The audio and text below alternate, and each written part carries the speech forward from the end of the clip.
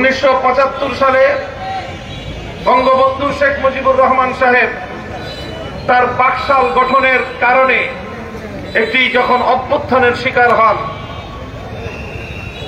30,000 মায়ের বুক খালি করে বাকশাল বাংলাদেশের মানুষের অধিকার, মৌলিক অধিকারগুলোকে বুটের তলায় পায়ের নিচে পিষ্ট করেছিল, যার অনিবার্য পরিণাম ছিল 1975-এর 15ই আগস্ট। শেখ হাসিনা শুধুমাত্র তার বাবার হত্যাকাণ্ডের কথাই মনে রেখেছিল, কিন্তু এদেশের 30,000 মায়ের বুক খালি করা সন্তানদের কথা সে মনে রাখে নাই। 1975 সালে তখনই আন্তর্জাতিক মিডিয়ায় শেখ হাসিনা সাক্ষাৎকারে বলেছিল যে জাতি তার বাবাকে হত্যা করেছে তিনি সেই জাতির কাছ থেকে প্রতিশোধ গ্রহণ করবেন। 75 সাল থেকেই শেখ হাসিনার রাজনীতিতে পদার্পণ ছিল বাংলাদেশের মানুষের কাছ থেকে প্রতিশোধ গ্রহণ করার মানসিকতা।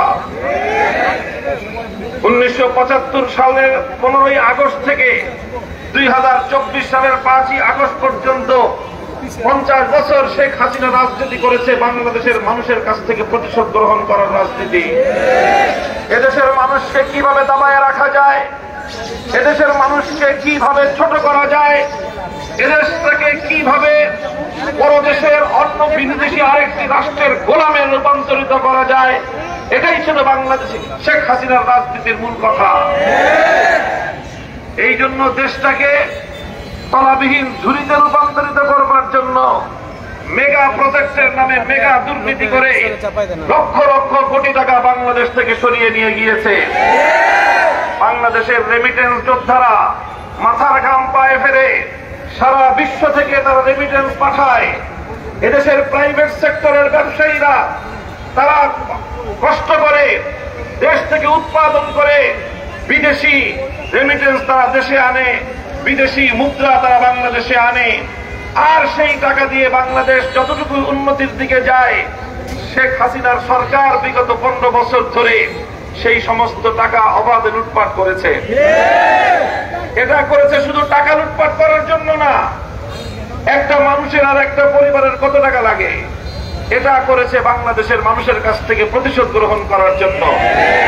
এদেশের মানুষ যেন মাথা উঁচু করে দাঁড়াতে না পারে, এদেশের মানুষ যেন বিশ্ব দরবারে স্বকীয়তা নিয়ে, নিজস্ব আইডেন্টিটি নিয়ে বিশ্ব দরবারে যেন মাথা উঁচু করে দাঁড়াতে না পারে, এই জন্য তিলক ওয়ালি মুখ্যমন্ত্রী বাংলাদেশটাকে ভারতের সেবা দাসে পরিণত করতে চেয়েছিল। এটা ছিল শেখ হাসিনার প্রতিশোধের রাজনীতি। আর এই প্রতিশোধ গ্রহণ করার জন্য শেখ হাসিনার মূল পলিসি ছিল ডিভাইড অ্যান্ড রুল। সেই ব্রিটিশদের কুখ্যাত নীতি ভাগ করো আর শাসন করো, এই নীতিতে পরিচালিত হয়ে বাংলাদেশের মানুষকে কখনো সে ঐক্যবদ্ধ হতে দেয়নি।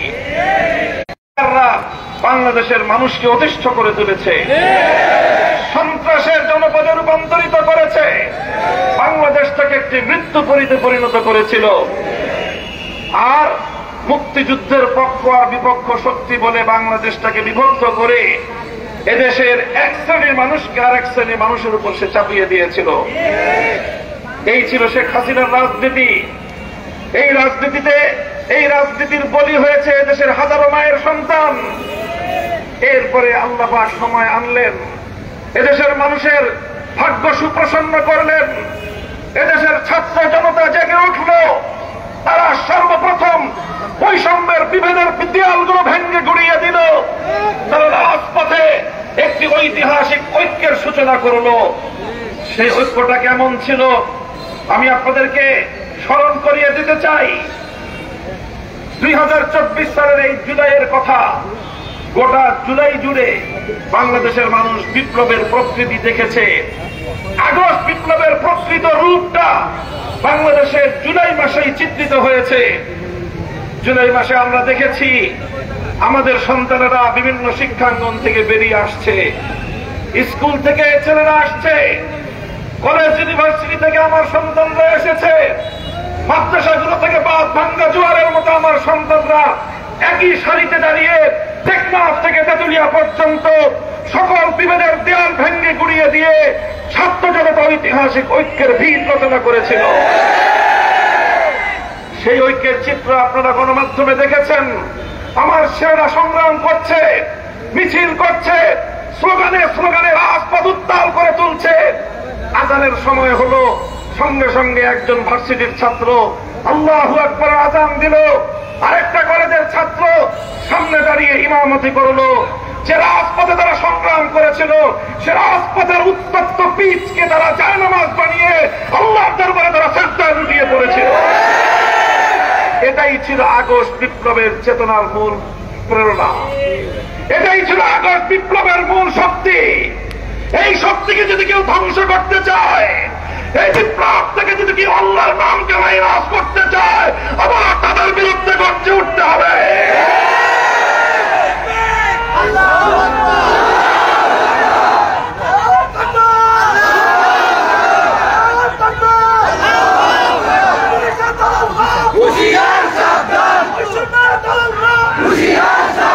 সংগ্রামী সাথী ও বন্ধুগণ, আমি আবার সে কথার পুনরাবৃত্তি করছি, স্বাধীনতা অর্জন করা যতটা কঠিন, রক্ষা করা তার চেয়ে অনেক বেশি কঠিন।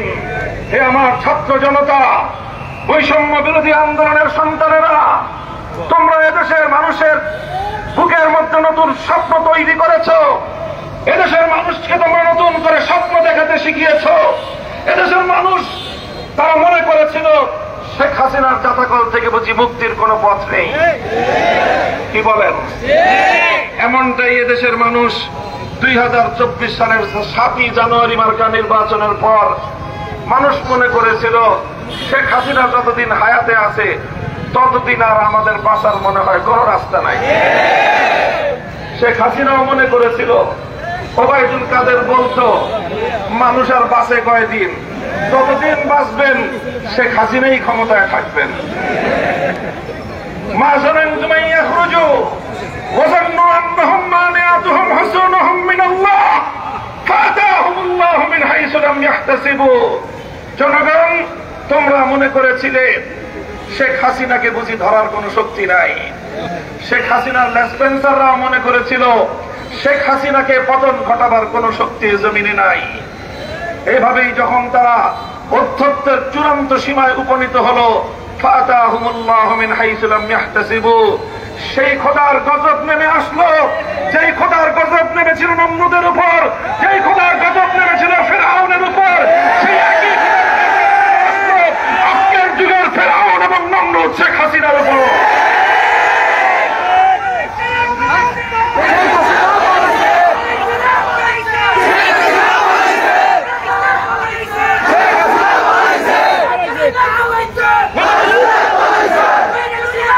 আগামী দিনে যারা রাষ্ট্র এবং রাজনীতি নিয়ে কাজ করতে চান, আমি আপনাদের ভাই হিসেবে সকলকে আমি এই কথাটুকু স্মরণ করিয়ে রাখতে চাই। আগামী দিনে মনে রাখবেন, এই মহাবিশ্বের মধ্যে আমার আল্লাহ ছাড়া আর কোন পরাক্রমশালী নাই, আর কোন পরাক্রমশালী নাই। আল্লাহর সাহায্য নিয়ে আল্লাহর বান্দারা যখন মাঠে নেমে আসে, পৃথিবীর সমস্ত স্বৈরাচার বঙ্গোপসাগরে ভেসে যায়।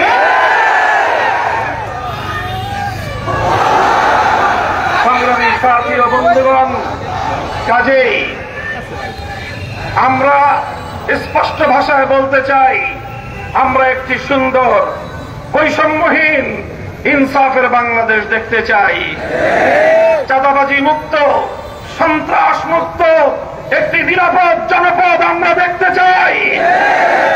যারা সেই নিরাপদ, একটি নির্বিঘ্ন, একটি বৈষম্যহীন বাংলাদেশ গড়তে চায়, আমরা তাদের সাথে আছি। হাতে হাত রেখে একটি নতুন বাংলাদেশ গড়বার যুদ্ধে আমরা মাঠে আছি। এই যে আমরা মাঠে নেমেছি, ইনশাআল্লাহ আমাদের মঞ্জিল পর্যন্ত না পৌঁছে আমরা ক্ষান্ত হব না। চেতনায় আমি আপনাদেরকে আরেকটি কথা বলি, এটাই আমার সর্বশেষ বক্তব্য আজকে। এই বাংলাদেশ, এই জাতিসত্তা তৈরি হয়েছে তিনটি আধিপত্যবাদ বিরোধী শক্তির বিরুদ্ধে সংগ্রাম করে। আমাদের প্রথম লড়াই করতে হয়েছিল ব্রিটিশ বেনিয়া দুনিয়ার সাম্রাজ্যবাদী শক্তির বিরুদ্ধে। আমাদের দ্বিতীয় লড়াই লড়তে হয়েছিল বঙ্গভঙ্গ হ্রদের নামধারী রবীন্দ্রনাথ ষড়যন্ত্রকারী সাম্রাজ্যবাদী শক্তির বিরুদ্ধে। এরপর আমাদের তৃতীয় সংগ্রাম ছিল পশ্চিম পাকিস্তানি খান পাঠানদের বিরুদ্ধে। আমরা খান পাঠানদের দৌরাত্ম্য মানি নাই, আমরা দাদাবাবুদের আধিপত্য মানি নাই, আমরা ইংরেজ লাল বেরিয়াদের আধিপত্য মানি নাই। সেই বাংলাদেশ আজকের এই মুসলিম বাংলাদেশ। এদেশে জাতি ধর্ম বর্ণ নির্বিশেষে সকলেই নিরাপত্তা পাবে, সকলেই যার যার ধর্মীয় অধিকার ভোগ করবে। প্রত্যেকটি হিন্দু, প্রত্যেকজন বৌদ্ধ খ্রিস্টান নিজ নিজ উপাসনালয়ে স্বাধীনভাবে তারা তাদের ধর্মীয় স্বাধীনতা ভোগ করবে। হিন্দুরা যত ইচ্ছা তাদের মন্দিরে মূর্তি নির্মাণ করবে, হিন্দুরা যত ইচ্ছা তাদের মন্দিরে মূর্তি নির্মাণ করবে, কিন্তু মুসলিম বাংলার কোন জাতীয় স্থাপনায় ভাস্কর্যের নামে আর কোন মূর্তি তৈরি হবে না। যদি আবার মূর্তি বানাতে আসে, সে মূর্তির গলায় দড়ি বেঁধে আবার বুড়িগঙ্গায় ভাসানো হবে।